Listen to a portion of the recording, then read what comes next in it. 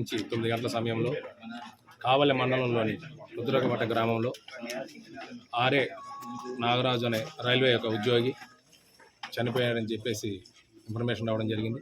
Immediately మేమందరం ఇక్కడ సీన్కి రావడం జరిగింది.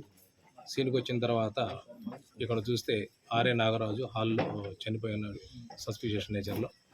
అదేవిధంగా ఈ ఇంటికి ముందున్నటువంటి వాళ్ళ శేషం అని చెప్పి వాళ్ళ బాబాయ్ భార్యని విచారించాము. ఏం జరిగింది విచారిస్తే వాళ్ళ ఉదయం 7:30 నుంచి 8 గంటల టైంలో ఇంటి ముందు ముగ్గేయడానికి వచ్చి చూస్తే చనిపోయాడని చెప్పింది. ఇతనికి సుమారు 28 సంవత్సరాల క్రితం చెనగంజం మండలం చెందిన మాధవి అనే ఆమెతో వివాహమైనట్టు, వారికి 3 కుమారులు.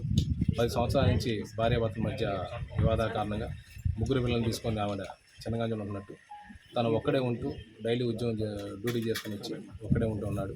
అతనే వండుకొని తింటాడంటే సమాచారం తెలిసింది. కాబట్టి దీని మీద కేసు నమోదు చేసి తదుపరి దర్యాప్తు చేస్తున్నాం. ఫర్దర్గా ఏదన్నా ఇన్వెస్టిగేషన్ లేదంటే మళ్ళీ తెలియజేస్తాం.